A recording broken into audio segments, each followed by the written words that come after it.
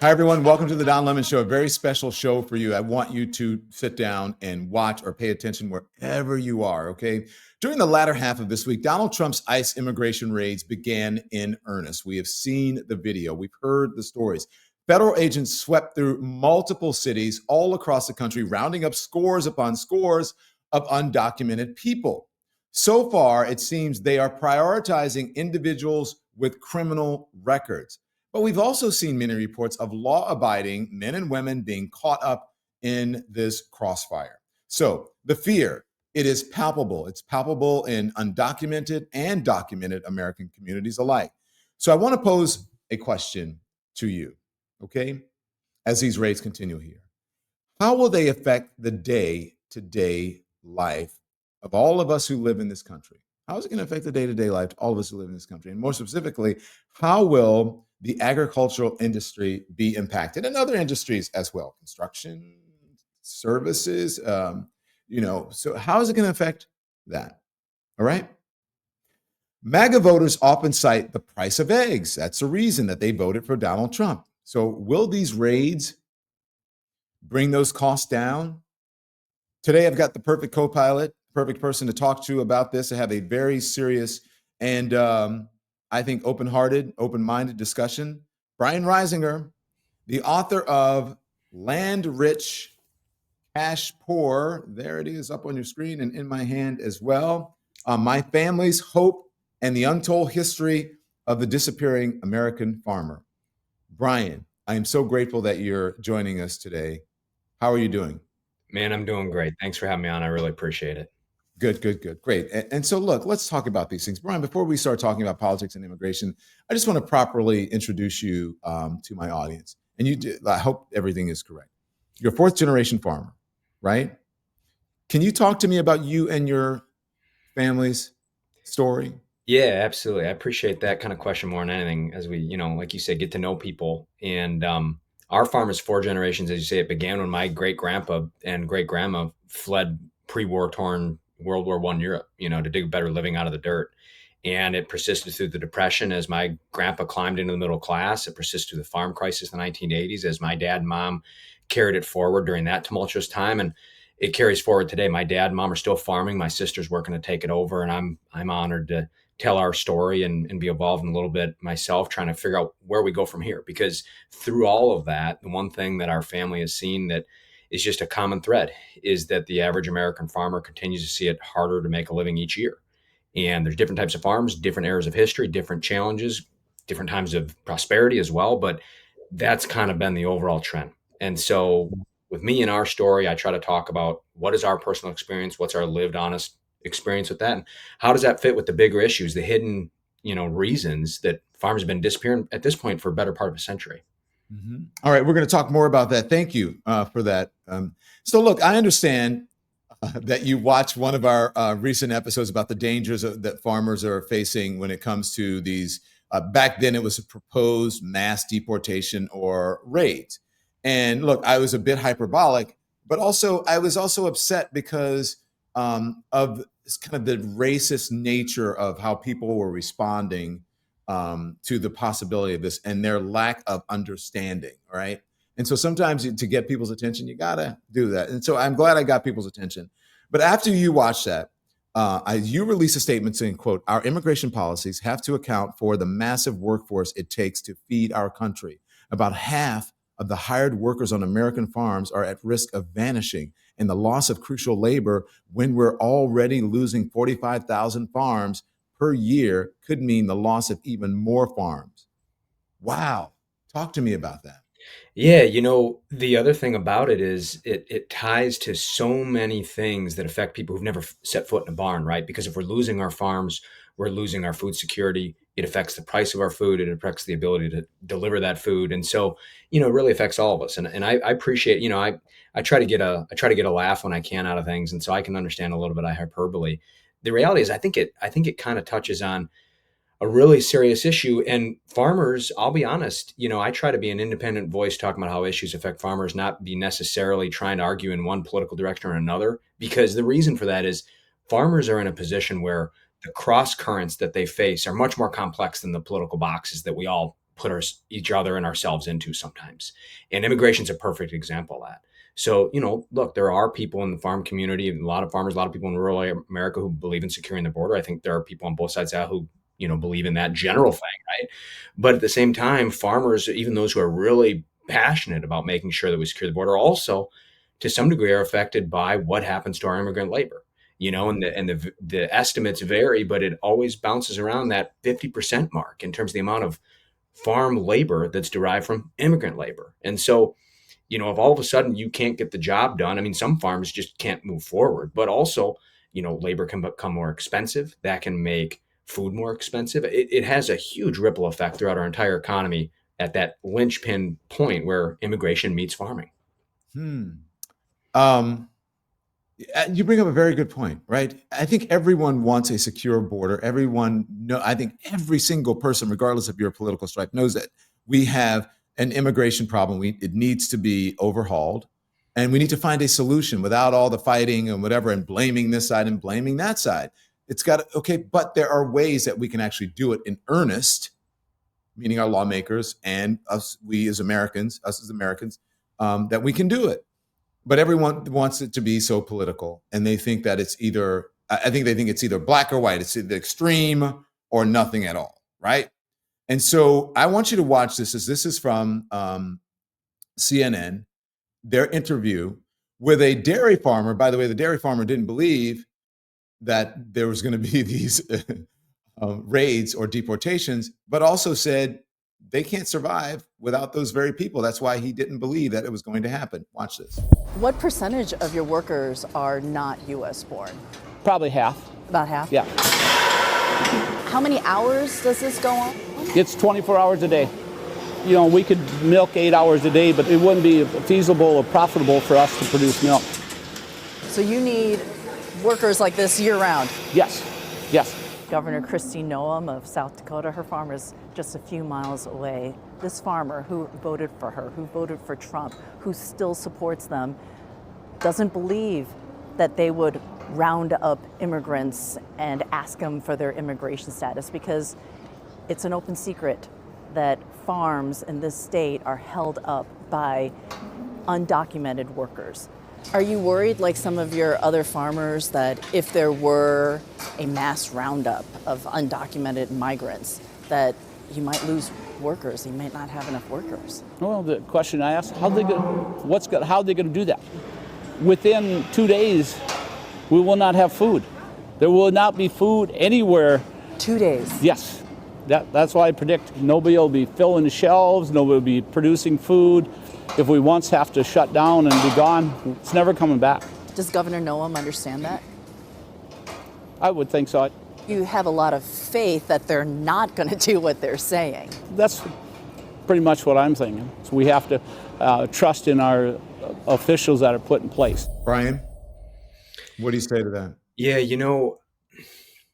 I think that it's really easy to look at that and think, well, this guy's just sort of maybe in a position of either willful or unwillful ignorance, right? And I think that it's easy to take that away from that. Now, I don't know that gentleman, but what I can tell you is, when you talk to people in farm areas in rural America, they sometimes have a lot more nuanced views of this stuff than it will appear in a quick media clip, and the reality of the situation is that, a guy in that kind of situation probably supports Republicans and President Trump for a wide variety of issues. Probably, I would guess, is supportive of securing our border and likes some of what he hears on immigration, but also I think would like to think, because he has earnest good faith in the people he voted for, whether people agree with that vote or not. He has earnest good faith in those people that they're going to understand the nuance of this stuff. They're going to move forward with their big, broad goals, but they're going to account for the needs of ag. You have the same thing on tariffs, right? Like people say, like, why are farmers so supportive of President Trump in light of tariffs? And the reality is that it's not that they don't understand and they're just, living with a contradiction. The reality is that they know that there's been unfair trade practices. Something needs to be done. And they have faith, whether they should or not, whether other people think they should have that faith or not. They have faith that you can execute a tougher trade stance and still pursue the kinds of markets that we need to have for farmers to be able to sell their excess crops abroad. So the policy is complicated and complex, and that allows for some nuance of views. But I think from the outside in quick clips, it's easy to make it seem like or have it feel naturally like somebody just kind of doesn't know what they're talking about. Okay, I don't disagree. I'm not, no shade to that farmer, right? Yeah. So I'm just talking about the realities Yeah. of what would happen, he says, if they were to do it, or if they were just to lose, regardless of the policy. Yeah. But what would happen if he were to lose those laborers that he says, I think he said, what, two-thirds or undocumented, or whatever the statistic was in that Mhm. report. Is he right about that? 2 days? I believe it. I mean, I can't tell you that I've calculated and done the math in terms of the size of farm and all that sort of stuff that he has. But the reality is, look, it's not only milk, it's fruits and vegetables. I mean, we get even deeper into immigrant labor being a big part of the workforce when you get out to places like California, where there's fruits and vegetables, a lot of hand-picked crops. Dairy is definitely a big part of it for sure. I grew up on a dairy farm that was smaller than his, I think, but and immigrant labor is a little bit less common on the smaller operations, less common in the Midwest. But so when you take a Midwestern farmer like out there in North Dakota with a dairy farm that size, you move out to California or some of these other farms out west, the issue is even more pronounced because there's a lot of hand-picked crops. So I think he probably does know what he's talking about as far as that goes. I think he's probably right. And the issue goes so much deeper with so many other types of farms across the country as well. Your farm, you said, is in Wisconsin, right? Yeah. Yep. Fourth generation family farm, Southern Wisconsin. Okay, and what's your farming again? Which? So we did dairy. We milked cows just like that farmer for more than 100 Okay. years. And in recent years, my dad sold the herd because we had to diversify. So we had 50 cows and wasn't big enough to make it. We talk about the way that kind of farmers are grinding out a living more and more each year. 50 cows wasn't enough to make it. We would have had to go up to a couple thousand probably to be sustainable long term or diversify. So we diversified. So we're raising dairy cows for other herds, for other farms. We're raising beef for consumers and we're cash cropping and trying to figure out new ways to move on into the future. Let's just say that you and your family lost these workers. How long could you stay around? Could you stay in business? Well, we don't have any immigrant labor. Our farm is small enough that it was really my dad and me when I was a kid. And then when I pursued my career in writing and business journals and public policy, my sister moved in and she's really the one with the talent for crops and cattle. So it's him and her. It's my nephew. We've had different hired men off and on. We've never had immigrant labor in our area in southern Wisconsin. There are farms that have that. It's usually farms that maybe have a couple hundred cows. By today's standards, they're still kind of small to mid-sized farms, So I'm not going to tell you it's only the big guys. Yeah. So what would happen then, since you're also in California, right? Do you have farm in California? Do you do Yeah, business I in split my California? time back and forth. So we live in Sacramento, the farm to fork capital. We're near my wife's family, and I split my time between there and the family farm, just because my writing and work can be anywhere. So I go back and forth, and I help out on the business side. My dad throws me in a tractor on my supposed days off. That's a farm kid's fate. Well, I can see from the John Deere hat, it looks like that, and the plaid shirt and the jacket that you're used to, getting out there and getting your hands dirty. Yeah, a little bit. But to answer your question about neighboring farms, there are absolutely farms that you've got the farmer who might be older and aging, and even if he is in condition to milk, it's just one guy, right? You got the one owner, and a lot of times these guys do a lot of hands-on work on their farm, but they'll have anywhere from two to three to a half dozen or more immigrant farm workers who are there milking their cows two, sometimes three times a day. So if that workforce vanishes, you're going to have a farm family trying to move forward with an operation that's too big for a family to operate. Part of the reason our farm is the size it is because we just always kind of stayed family operated, right? But a farm that's gotten a little bit bigger than that they need a couple, two, three employees, suddenly that goes away. They're going to have a mammoth task in front of them to try to even just get those cows milked.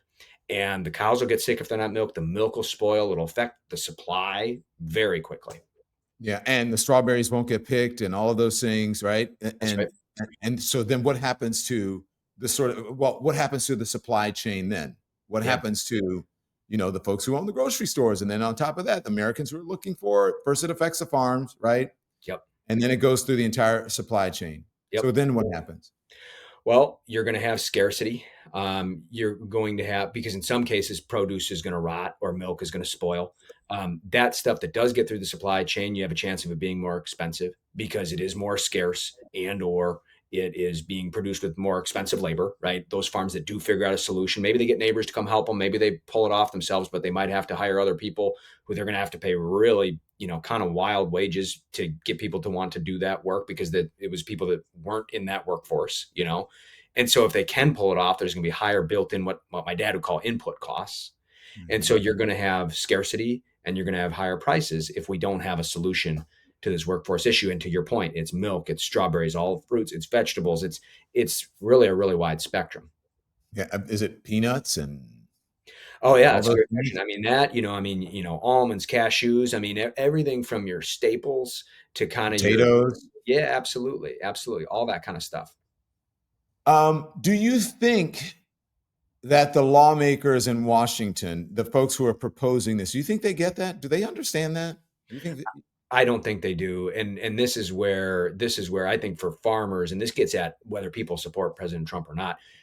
Farmers have been watching farms disappear for a century. It's 45,000 per year on average for the past century, and that's at the hands of both political parties for decades. And so, a lot of people that I know from farm country and from rural America don't have a whole lot of faith in either party. And it's pretty rare to find the policymaker in Congress who understands what's going on a family farm, let alone how that affects the food on every American dinner table. What does that do to the economy, you think?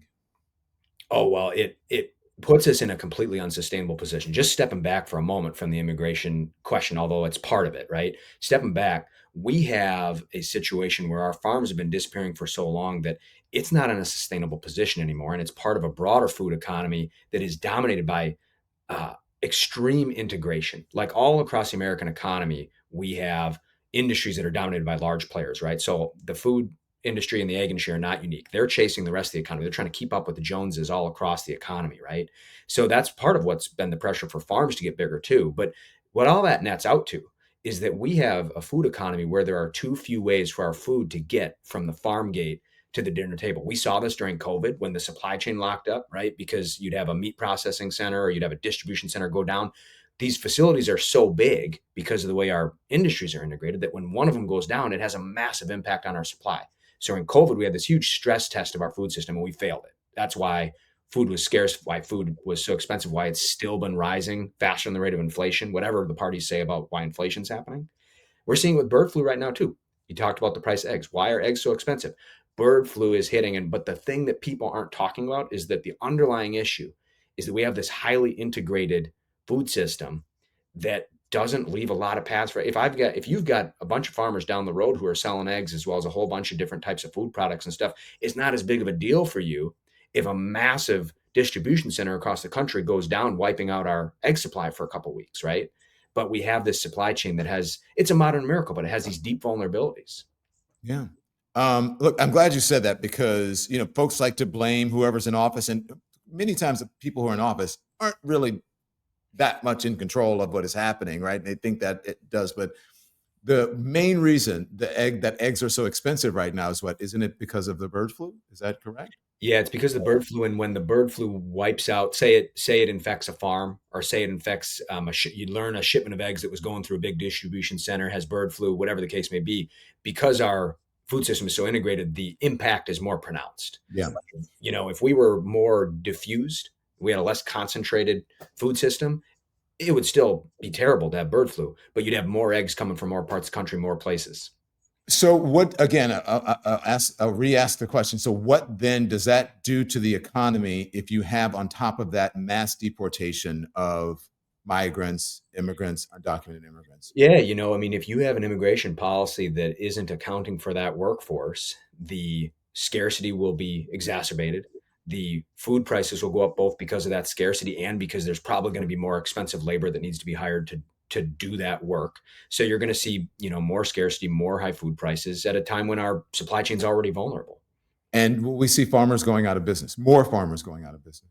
I think we could. I think we Yeah, could. And farms, I and, should and the say. reason is because you're just on the edge. I mean, so many farms are, whether they're large or small, but especially the small mid-sized farms, they're operating on really tight margins, and another hit can knock them down.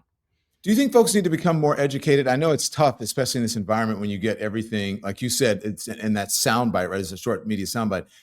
But do you think, especially farmers, and again, I'm not knocking farmers, don't you think they need to be more educated about, or they could be, or we could also help to educate them about, the price of eggs? People say it's the price of eggs. Well, it's nuanced. The price of eggs, you voted for Donald Trump because of the price of eggs, but then if the policy that the immigration policy, if he enacts that, then that's going to increase the price of eggs.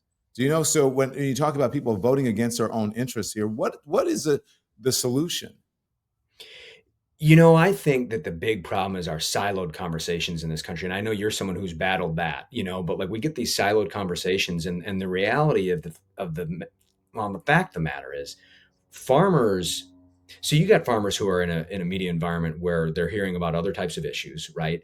And they're also concerned about taxes and regulations and other things that make it more expensive for them to operate a small business, like or not.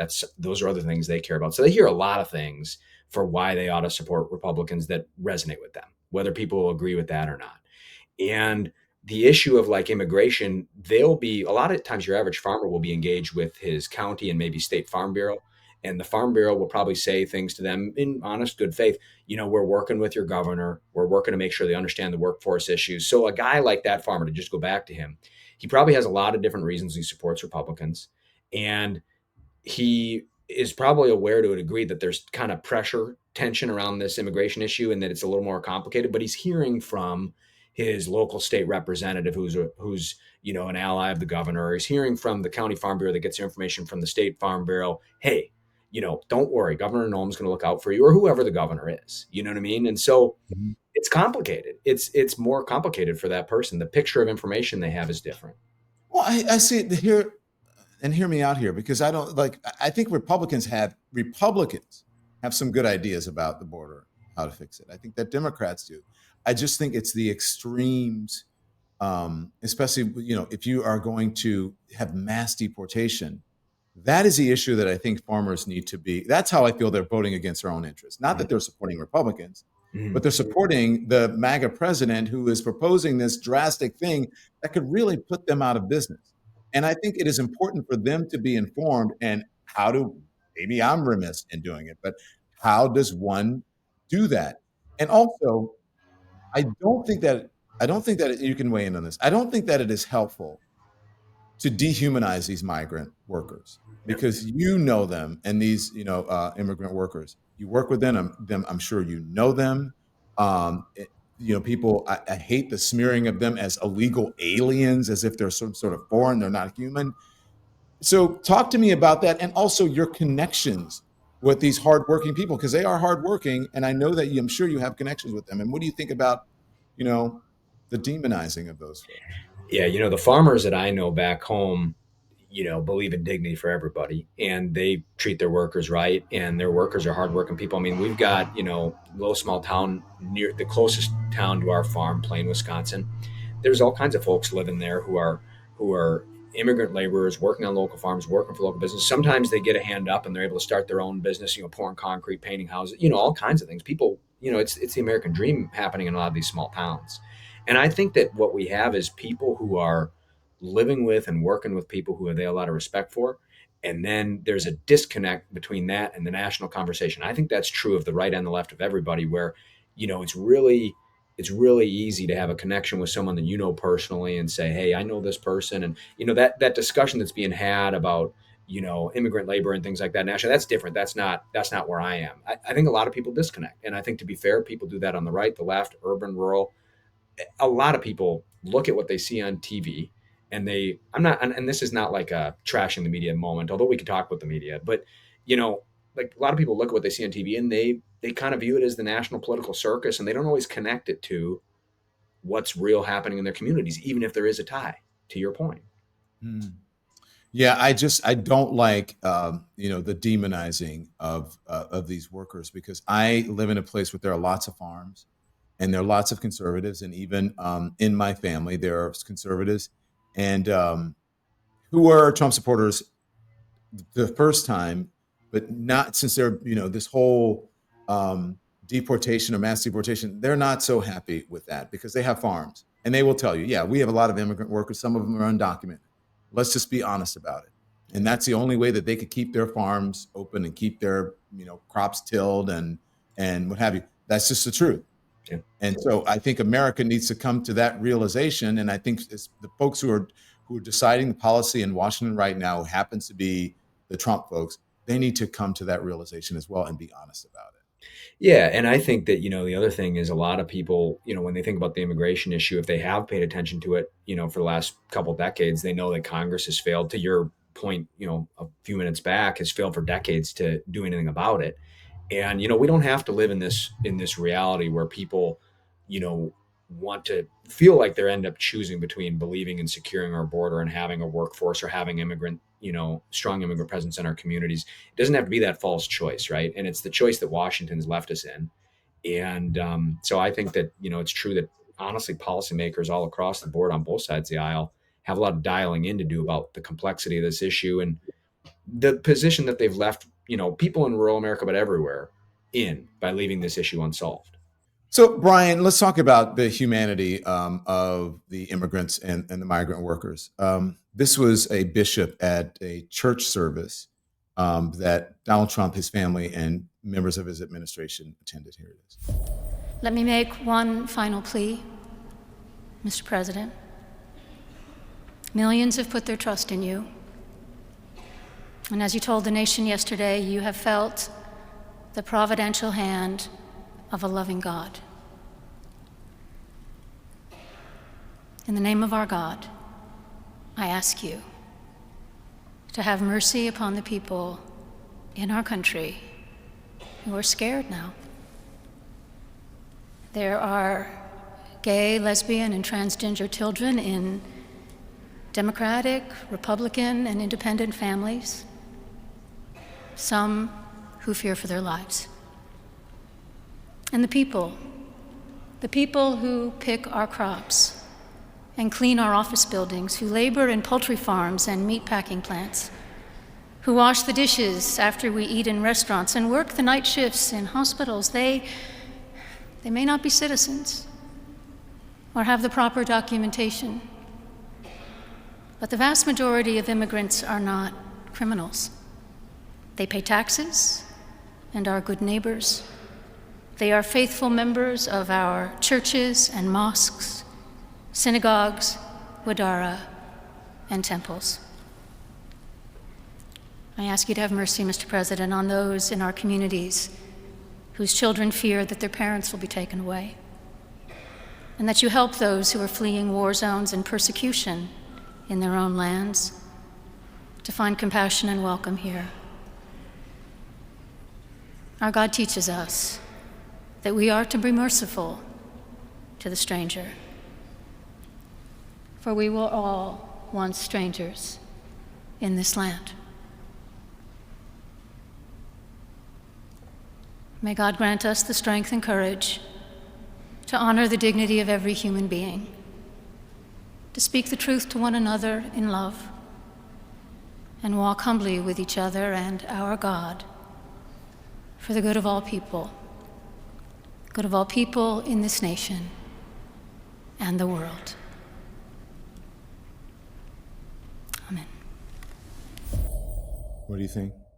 Yeah, I think a lot of people in farm communities, small towns, rural communities across the country feel that way too. And I think that, that was a big national moment, on a big podium, but those are the kinds of messages that, I hear in the local Catholic church back home and in different churches all over. I mean, there are different, political angles that sometimes people will take on things, and some pastors or priests feel differently about this or that. But that message of compassion, and that message of, having belief in the human dignity of each other, I think that's true. And I think that that's something that rural communities, small town farm communities are living out each day, whether our political conversation reflects that. That would be a good start in tackling this problem, this issue, I should say. Yeah, Yeah. yeah, agreed. Brian Reisinger, land rich, cash poor, and I understand the book is about so much more than just immigrants and whatever. It's about the issues they're facing. You said there's mental health in the book, and there's lots to talk about that what happens in the farming communities. Brian, thank you. We appreciate it. Thanks for having me on, Don. I appreciate it.